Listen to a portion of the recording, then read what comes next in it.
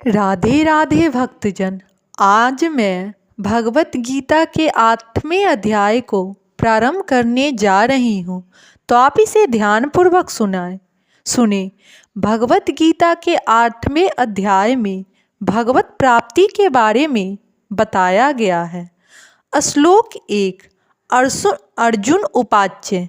अर्जुन ने कहा, हे भगवान, हे पुरुषोत्तम, ब्रह्म क्या है, आत्मा क्या है, सकाम कर्म क्या है, यह भौतिक जगत क्या है तथा देवता क्या है, कृपा करके यह सब मुझे बताइए। अब इस श्लोक का विस्तार में अध्ययन हुआ है। इस अध्याय में भगवान कृष्ण अर्जुन के द्वारा पूछे गए ब्रह्म क्या है आदि प्रश्नों का उत्तर देते हैं। भगवान कर्म, भक्ति तथा योग और शुद्ध भक्ति की भी व्याख्या करते हैं। श्रीमद् भागवत में कहा गया है कि परम सत्य ब्रह्म परमात्मा तथा भगवान के नाम से जाना जाता है। साथ ही जीव आत्मा या जीव को ब्रह्म भी कहते हैं। अर्जुन आत्मा के विषय में भी पूछता है, जिससे शरीर, आत्मा तथा मन का बोध होता है। वैदिक कोश के अनुसार आत्मा का अर्थ मन, आत्मा, शरीर तथा इंद्रियां भी होता है। अर्जुन ने परमेश्वर को पुरुषोत्तम या परम पुरुष कहकर संबोधित किया है, जिसका अर्थ यह होता है कि वह ये सारे प्रश्न अपने एक मित्र से नहीं अपितु परम पुरुष से उन्हें परम प्रमाण मानकर पूछ रहा था, जो निश्चित उत्तर दे सकते थे।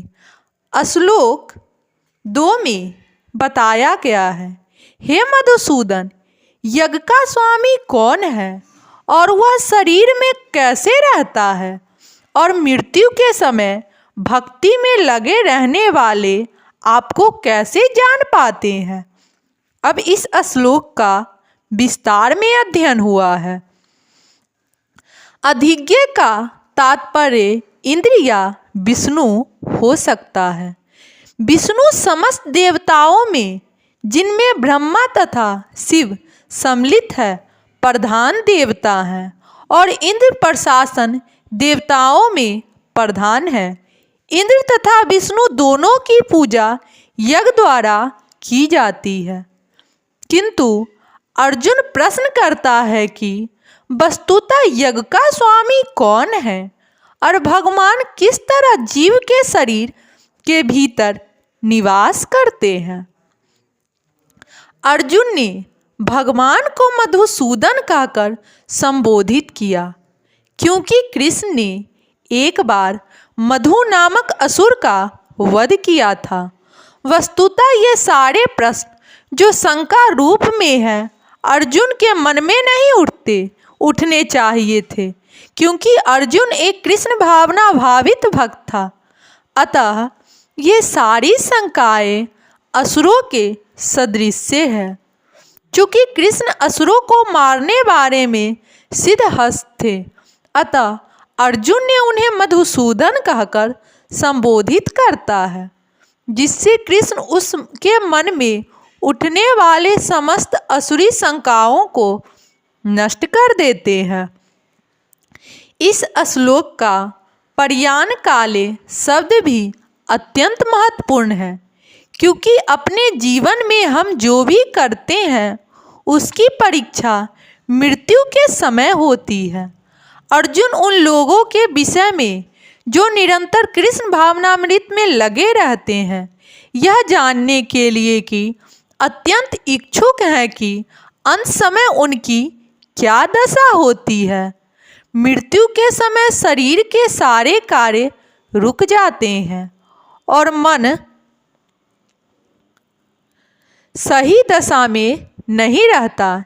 इस प्रकार शारीरिक स्थिति बिगड़ जाने से हो सकता है कि मनुष्य परमेश्वर का स्मरण न कर सके। परम भक्त महाराज कुलशेखर प्रार्थना करते हैं, हे भगवान, इस समय मैं पूर्ण स्वस्थ हूँ।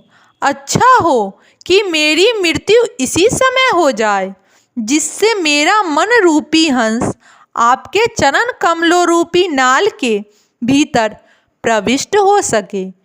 यह रूपक इसलिए प्रयुक्त किया गया है क्योंकि हंस जो एक जल पक्षी है, वह कमल के पुष्पों को कुतरने में आनंद का अनुभव करता है।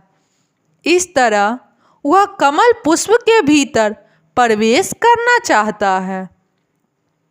महाराज कुलशेखर भगवान से कहते हैं, इस समय मेरा मन स्वस्थ है और मैं भी पूरी तरह स्वस्थ हूँ।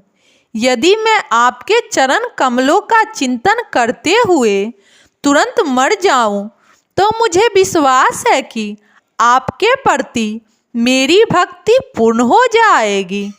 किंतु यदि मुझे अपनी सहज मृत्यु की प्रतीक्षा करनी पड़े, तो मैं नहीं जानता कि क्या होगा, क्योंकि उस समय मेरा शरीर कार्य करना बंद कर देगा, मेरा गला रुद्ध हो जाएगा और मुझे पता नहीं कि मैं आपके नाम का जप कर पाऊंगा या नहीं। अच्छा तो यही होगा कि मुझे तुरंत मर जाने दे।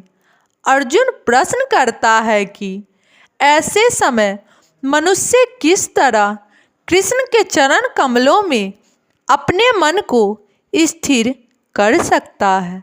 राधे राधे भक्तजन।